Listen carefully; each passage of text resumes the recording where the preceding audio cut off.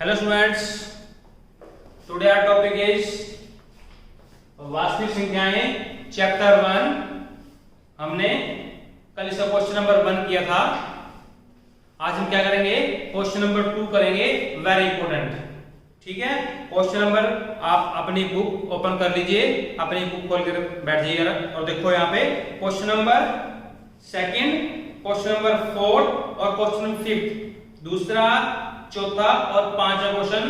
तीनों क्वेश्चन जो है लगभग सेम है। ठीक है, मैं आपको तीनों कराऊंगा। इस टाइप के क्वेश्चन आपने कभी पहले नहीं किए हैं, तो इन क्वेश्चन को आपने ध्यान से समझना है। ठीक है, देखो ध्यान से। तो हमने क्या किया था, लास्ट लेक्चर में क्या किया था, हमने यूक्लिड का लेमा किया था और फिर क्या किया था कि a को हमने b से भाग किया। यहाँ पे क्या आ गया, क्वोशंट यानी क्यू और शेषफल यानी r। तो वो ने बताया था कि हमेशा ही जो a होगा वो किसके इक्वल होगा, b गुणा क्यू और जमा r। और r की वैल्यू हमेशा क्या होगी, यानी शेषफल हमेशा क्या होता है, या तो वो शेषफल जो रिमाइंडर है या तो 0 के बराबर होता है या फिर 0 से क्या होता है, बड़ा। लेकिन b से क्या होता है, छोटा। b से मींस जिससे भाग दे रहे हैं, जो भाजक होता है उससे क्या होगा, छोटा। ठीक है, उसके बाद हम करते हैं क्वेश्चन नंबर 2।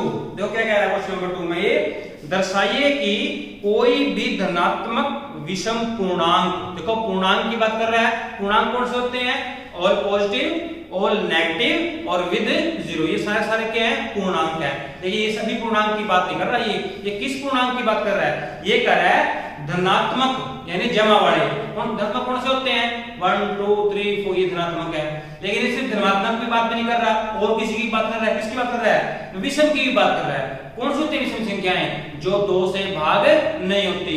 जो संख्याएं 2 से भाग होती हैं, 2 4 6 8 10, वो होती है सम संख्याएं। जो 2 से भाग नहीं होती हैं वो कौन सी होती हैं, विषम संख्याएं। जैसे 1 3 5 7 जो सम नहीं है वो सारी क्या है, विषम संख्याएं हैं। ठीक है, तो ये किसकी बात कर रहा है, ये पूर्णांक की बात कर रहा है, लेकिन सभी पूर्णांक की बात नहीं कर रहा है। धनात्मक पूर्णांक की बात कर रहा है, लेकिन सभी धनात्मक की बात भी नहीं कर रहा।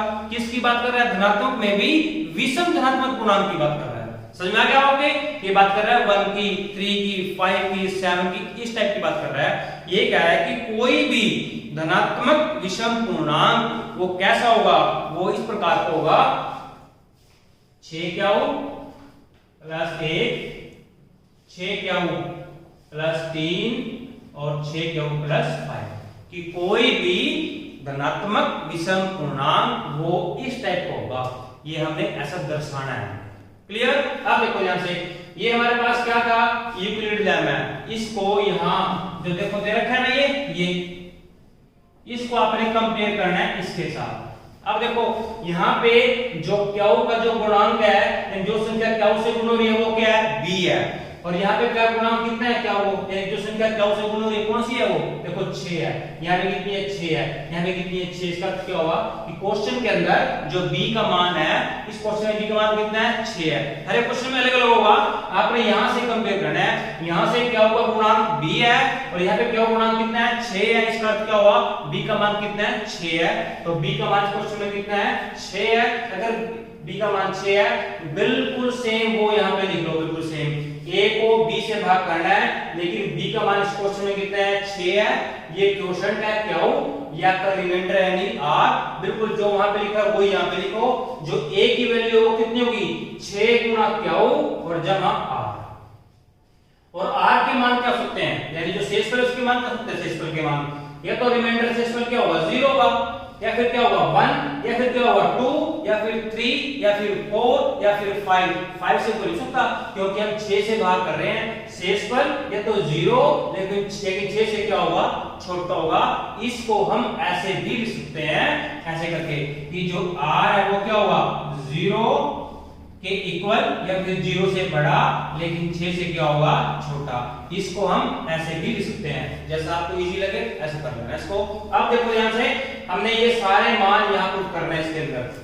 हमने r के सारी वैल्यू r की 0 1 2 3, फिर चेक करेंगे कौन सी बनेगी विषम और कौन सी बनेगी इसमें से सम। देखो यहां से पहले हमने क्या किया, r की वैल्यू 0 पुट करी। देखो यहां से यहां पे r की वैल्यू 0 पुट किया है, तो क्या आएगा, 0 पुट किया तो कितना आ गया, 6 क्या हुआ गया। अब देखो ध्यान से समझने की बात है, यहाँ पे एक पॉइंट समझना है आपने कि जो 6 क्या हुआ है वो क्या है, वो सम संख्या है, सम संख्या है। 6 क्या हो कैसे पता चलेगा, यहां से पता चलेगा। आप क्या हो की कोई भी वैल्यू पुट कर लो, क्या हो की वैल्यू, मैंने क्या हो की वैल्यू 1 पुट कर ली है, तो 6 गुना 1 कितना होगा 6, 6 क्या है सम संख्या है। आप क्या वैल्यू 2 पुट कर लो, 6 गुना 2 कितना गया 12, 12 भी क्या है सम संख्या है। आप 6 की वैल्यू 3 पुट कर लो, 6 3 18, 18 भी क्या है सम संख्या है। यानी मेरे कहने का क्या मीनिंग है, ये मीनिंग है कि क्या हो कि आप कोई भी वैल्यू पुट कर लो, हमेशा 6 क्या रहेगा एक सम संख्या रहेगी। इसका अर्थ क्या हुआ कि 6 क्या है एक सम संख्या है। क्या हो कि जो मर्जी वैल्यू रख लीजिए आप, 6 क्या रहेगा सम संख्या रहेगा। Is it clear? तो यहां तक ये हो गया। उसके बाद r की वैल्यू 1 पुट करेंगे, देखो यहां पे r की वैल्यू 1 पुट किया हमने, तो कितनी आ गई 6 क्या जमा 1, ये आ गया। अब देखो हमें पता लग गया कि 6 क्या एक सम संख्या है, और ये क्या आ गया 6 क्या प्लस 1 आ गया, यानी सम संख्या से अगली संख्या। अब देखो ये मैंने काउंटिंग लिख दी है यहां पे।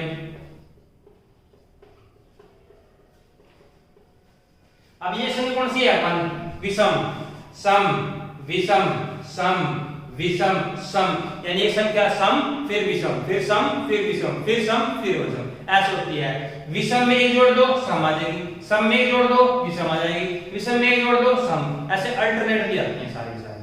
ठीक है। अब देखो 6 क्या हमें ऊपर हमने बता दिया कि 6 क्या सम संख्या है, और सम संख्या में एक जोड़ दिया तो क्या आएगी, हमें इसकी वैल्यू पता कौन सी आ रही है, लेकिन हमें ये पता है कि 6 क्या एक सम संख्या है, और सम संख्या में एक जोड़ दिया तो क्या बढ़ जाएगी, इसमें संख्या बढ़ जाएगी।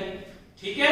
उसके बाद हम क्या पुट करेंगे, r की वैल्यू 2 पुट करेंगे। अब यहां 2 पुट करो, आप क्या बन जाएगा 6 क्या जमा 2, ये आ गया आपका 6 क्या जमा 2। अब देखो ऊपर में क्लियर है, ऊपर हमें क्या पता है कि 6 क्या एक सम संख्या है, 6 क्या एक सम संख्या है। हमें पता इसकी वैल्यू कितनी है, लेकिन ये पता है कि 6 क्या एक सम संख्या है। अब किसी भी सम संख्या में आप 2 जोड़ो, किसी भी सम संख्या में आप 2 जोड़ो, मैंने 2 में जो 2 जोड़ दिया 4 सम संख्या की, इसमें 4 सम संख्या है, इसमें 2 जोड़ दो 6, वो भी क्या गई सम संख्या की, इसमें 2 जोड़ दो 8, वो भी क्या गई सम संख्या की। यानी किसी भी सम संख्या में आप 2 जोड़ोगे तो क्या आएगी, एक सम संख्या ही आएगी। इसका अर्थ क्या हुआ कि 6 क्या हो सम संख्या थी, इसमें 2 जोड़ा वो भी क्या गई सम संख्या की। ठीक है। उसके बाद r की वैल्यू क्या पुट की है, 3 पुट की है, तो r की वैल्यू 3 पुट करो, यहाँ पे 6 क्या जमा 3, तो 6 क्या जमा 3। आप देखो 6 क्या हमें पता है, 6 क्या एक सम संख्या है, यहां से पता क्लियर 6 क्या एक सम संख्या है। सम किसी भी सम संख्या में आप 3 जोड़ो, किसी भी आप 3 जोड़ दो, मैंने 2 में 3 जोड़ा 5 विषम बन गई, मैंने 4 में 3 जोड़ा 7 विषम बन गई। यानी किसी भी सम संख्या में जब आप 3 जोड़ दोगे तो वो क्या बन जाएगी, विषम संख्या बन जाएगी। तो 6 क्या 3 क्या बन गई, एक विषम संख्या बन गई है। ठीक है ना। उसके बाद आ जाओ r की वैल्यू 4 पुट करो, मैंने r की वैल्यू 4 पुट की है, तो क्या बन गई 6 क्या 4, लिख दिया मैंने 6 क्या 4। अब 6 क्या हो गया है, 6 क्या है कि सम संख्या है, और सम संख्या में आप 4 जोड़ो, देखो क्या बनेगा, किसी भी सम संख्या में आप 4 जोड़ो, 2 में 4 जोड़ दे कितने बन गई 6 सम संख्या आ गई, 4 में आप 4 जोड़ दो 8 सम संख्या आ गई। तो किसी भी सम संख्या में जब आप 4 जोड़ दोगे तो वो क्या बन जाएगी, एक सम संख्या बन जाएगी। तो ये भी क्या बन गया, एक सम संख्या बन गई है। उसके बाद 6 क्या जमा 5, 6 क्या एक सम संख्या है, किसी भी सम संख्या में आप 5 जोड़ोगे तो हमेशा क्या बनेगी, वो विषम बनेगी। देखो ध्यान से 2 में 5 जोड़ दो क्या बनेगी 7 विषम बन गई, 4 में आप 5 जोड़ो 9 बन गई, वो क्या होती है विषम। तो किसी भी सम संख्या में आप 5 जोड़ोगे तो वो क्या बनेगी, विषम संख्या बनेगी। अब देखो ध्यान से, देखो एक ये विषम बन रही है, एक ये विषम बन रही है, एक ये विषम संख्या बन रही है। देखो कैसे है ये 6 क्या जमा 1, 6 क्या जमा 3 और 6 क्या जमा 5। देखो वही हमें दर्शाना था, वही उसी को हमें शो करना था कि जो धनात्मक विषम पूर्णांक है वो कैसे होंगे, 6 क्या जमा 1, 6 क्या जमा 3, 6 क्या जमा 5। तो इस क्वेश्चन को आपने अच्छी तरह से अगर समझ में नहीं आया है, इसको रिपीट करके देखो इसको, और इसको कॉपी पे नोट करो, पॉज द वीडियो। अब हम क्वेश्चन नंबर 4 करेंगे।